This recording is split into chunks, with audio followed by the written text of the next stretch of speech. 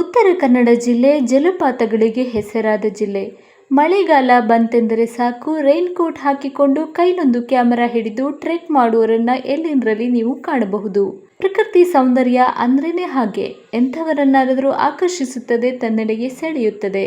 ಇವತ್ತು ನಾವು ನೋಡ್ತಾ ಇರೋದು ಉತ್ತರ ಕನ್ನಡ ಜಿಲ್ಲೆಯ ಅಂಕೋಲಾ ತಾಲೂಕಿನ ದೊಣ್ಣೆ ಫಾಲ್ಸ್. ಪಟ್ಟಣದಿಂದ ಕುಮಟಾಗೆ ಹೋಗುವ ಹೆದ್ದಾರಿಯಲ್ಲಿ ಎಡಕ್ಕೆ ತಿರುಗಿ ಸುಮಾರು 3ರಿಂದ 4 ಕಿಲೋಮೀಟರ್ ದೂರ ಸಾಗಬೇಕು. ನಂತರ ಸುಮಾರು 1 ಕಿಲೋಮೀಟರ್ ಇಕ್ಕಟ್ಟಾದ ಕಾಲುದಾರಿಯಲ್ಲಿ ಘಟ್ಟ ಹತ್ತಿ ಇಳಿದರೆ ನಿಮ್ಮ ಕಣ್ಣು ಮುಂದೆ ಕಾಣುವುದು ಒಂದು ರಮಣೀಯವಾದ ಅದ್ಭುತವಾದ ದೃಶ್ಯ ಕಾವ್ಯ. ದೇವರ ಸೃಷ್ಟಿಯೇ ಹಾಗೆ.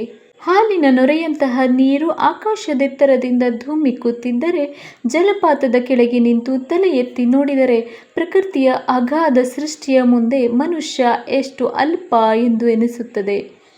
ಎಲ್ಲೂ ಹುಟ್ಟಿದ ಗಂಗೆ ಜೀವನದುದ್ದಕ್ಕೂ ಮನುಷ್ಯನಿಗೆ ಹಸಿರಾಗಿ, ಉಸಿರಾಗಿ, ನದಿಯಾಗಿ ಹರಿದು, ಹಳ್ಳ ಕೊಳ್ಳಗಳಾಗಿ, ಅಡವಿ ಗುಡ್ಡಗಳನ್ನು ಹಾದು, ಜಲಪಾತವಾಗಿ ಧುಮುಕಿ ಸಮುದ್ರ ರಾಜನನ್ನು ಸೇರಲು ಓಡುವ ಪರಿ ಅನನ್ಯ. ಇಲ್ಲಿ ಹುಮ್ಮಸ್ಸಿನ ಜನರು ಮೋಜು ಮಾಡಿದರೆ, ಭಾವಜೀವಿ ಪರವಶನಾಗಿ ಜಲಸುಂದರಿಯನ್ನು ಕಣ್ತುಂಬಿಕೊಳ್ಳುತ್ತಾನೆ. ಇಲ್ಲಿಯವರೆಗೆ ನಮ್ಮ ವಿಡಿಯೋವನ್ನು ನೋಡಿದ್ದಕ್ಕೆ ಧನ್ಯವಾದಗಳು. ಇನ್ನೂ ಹೆಚ್ಚಿನ ಪ್ರವಾಸಿ ವಿಡಿಯೋಗಳಿಗಾಗಿ ಪಯಣ ಯೂಟ್ಯೂಬ್ ಚಾನಲನ್ನು ಸಬ್ಸ್ಕ್ರೈಬ್ ಮಾಡಿ. ಧನ್ಯವಾದಗಳು.